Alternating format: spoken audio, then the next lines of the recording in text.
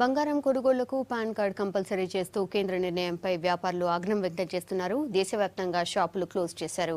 లిమిట్ను 2 లక్షల నుంచి 10 లక్షల రూపాయల వరకు పెంచాలని డిమాండ్ చేస్తున్నారు. షాపుల మూతపై మరింత డీటెయిల్స్ లక్ష్మి అందిస్తారు.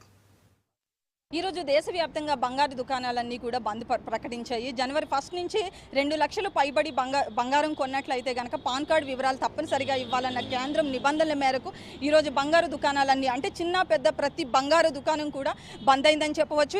ఇప్పుడు మనం పంజాగుట్ట సర్కిల్లో ఉన్నాము. పంజాగుట్ట అంటేనే బంగారం షాపులకి పెట్టింది పేరుగా ఉంది. అలాగే జనరల్ బజార్ కానీ, కూకట్పల్లి కానీ, అబిడ్స్ ఇలాంటి ప్రాంతాల్లో ఎక్కువగా సిటీలో బంగారు దుకాణాలు ఉన్నాయని చెప్పొచ్చు. ఈ రోజు ముఖ్యంగా అంటే జాన్ 1 నుంచి అమలవుతున్న ఈ నిబంధనల మేరకు ఈరోజు ప్రతి ఒక్క షాపు బంద్ ప్రకటించాయి. జాన్ 1 నుంచి సుమారు 30% సేల్స్ డౌన్ ఉన్నాయని మనకు అలాగే వ్యాపారులు చెప్తున్నారు. అయితే పాన్ కార్డు అసలు మన దేశంలో ఎంతమందికి ఉంది అన్న వివరాల్లోకి వెళ్తే మాత్రం 22 కోట్ల మందికి మాత్రమే ఉందని మనకి అధికారికంగా లెక్కలు చెప్తున్నారు వ్యాపారులు. మరోవైపు చూస్తే కనుక బంగారం అంటేనే అసలు లేడీస్ కొంటారు. బంగారం లేడీస్ కొంటున్నారంటే అసలు వాళ్ళ దగ్గర పాన్ కార్డు ఉండదు. లేడీస్ ఎవరికి కూడా అంటే కనీసం ఒక 5 to 10% మందికి కూడా పాన్ కార్డు లేని మహిళలు మాత్రమే ఉన్నారు. అసలు బంగారం కొనేదే మహిళలు అంటే 2 లక్షలకు పైబడి కనుక పర్చేస్ చేస్తే కంపల్సరీ పాన్ కార్డు వివరాలు ఇవ్వాలి అన్న నేపథ్యంలో మాత్రం అసలు సేల్సే జరగవని చెప్తున్నారు. మరోవైపు చూస్తే కనుక మనకి దేశంలో సుమారు 300 అసోసియేషన్స్ ఉన్నాయని చెప్పొచ్చు. అలాగే 1,00,000కు పైగా షాపులు ఉన్నాయి. దేశంలో సుమారు 300 అసోసియేషన్స్ ఉన్నాయి. అలా మరోవైపు ఏంటంటే గ్రామాల్లో ఎక్కువగా పర్చేసింగ్ జరుగుతుంది.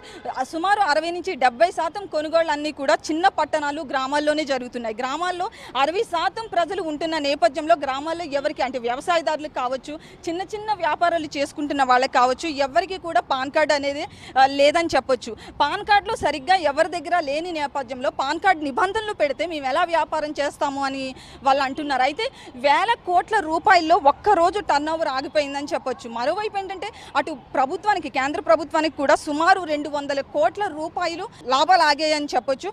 ఇక ఈ చూస్తే కనుక ఈ పంజాగుట్ట ఇటు సైడ్ ఎక్కడ కూడా ఒక చిన్న షాప్ కూడా కనిపించట్లేదని చెప్పొచ్చు. మ్యానుఫ్యాక్చరర్స్ కావచ్చు, డీలర్స్ కావచ్చు, ఇలా సుమారు 6 లక్షల మంది ఈ వ్యాపారం మీదే ఆధారపడ్డారని చెప్పాలి. మరోవైపు ఏంటంటే వాళ్ళే కాకుండా చిన్నగా షాపుల్లో అమ్మేవారు కానీ, వర్కర్స్ కానీ వీళ్ళే లక్షల్లో ఉన్నారు. వీళ్ళందరి భవిష్యత్తును దృష్టిలో పెట్టుకుని ఇలాంటి నిబంధనలు సడలించాలని చెప్పి మనకి వ్యాపారులు చెప్తున్నారు. ఇంకోవైపు చూస్తే కనుక ఈ వ్యాపారులు ముఖ్యంగా ఏంటంటే ఇలాంటి పాన్ కార్డు నిబంధనలు కంపల్సరీ పెట్టిన నేపథ్యంలో చిన్న దుకాణం వాళ్ళకి మాత్రమే ఇబ్బంది కలుగుతుంది అంటున్నారు. ఎందుకంటే కోటీశ్వర్లు కావచ్చు, ఇన్కమ్ ట్యాక్స్ పే చేస్తున్న వాళ్ళు కావచ్చు, వాళ్ళందరూ కూడా పెద్ద షాప్స్లోనే సేల్స్ జరుపుతుంటారు. సో కంపల్సరీ వాళ్ళు పాన్ కార్డ్స్ ఇస్తారు. ఇక చిన్న షాప్స్లో కొనే వాళ్ళ దగ్గర ఎవరి దగ్గర కూడా వీళ్ళకి పాన్ కార్డు ఉండదని చెప్పొచ్చు. మరోవైపు ఏంటంటే 28,000 రూపాయలు తులం బంగారం పలుకుతున్న నేపథ్యంలో వీళ్ళు కంపల్సరీ పాన్ కార్డు అంటే కనుక ఖచ్చితంగా చాలా భవిష్యత్తు చాలా నష్టాలు ఎదుర్కోవాల్సి ఉంటుందని చెప్తున్నారు. 3 years బ్యాక్ ఏంటంటే ఇలాగే 2 lakhs అబౌవ్ పర్చేసింగ్ జరిగినట్లయితే కనుక పాన్ కార్డు వివరాలు ఇవ్వాలి అన్నారు. ఆ నేపథ్యంలో జరిగిన సుమారు 15 రోజులు బంద్ అప్పుడు ప్రకటించడం జరిగింది. అయితే అప్పుడు కేంద్రం దిగివచ్చి 5 లక్షల మేరకు లిమిట్ అనేది పెట్టడం జరిగింది. అయితే ఈసారి మాత్రం మనకి వ్యాపారులందరూ సుమారు 10 lakhs పెడితే అంటే మినిమం 10 lakhs పెడితేనే కానీ మా వ్యాపారాలు పూర్తిగా ముందుకు సాగవని వీళ్ళు డిమాండ్ చేస్తున్నారు. జీజేఎఫ్ ఆధ్వర్యంలో జరుగుతున్న ఈ బంద్ ప్రస్తుతానికి మాత్రం ఒకరోజే అని చెప్తున్నా, కేంద్రం దిగి రాకపోతే మాత్రం కంటిన్యూ చేసే అవకాశాలు ఉన్నాయని కూడా వ్యాపారులు చెప్తున్నారు.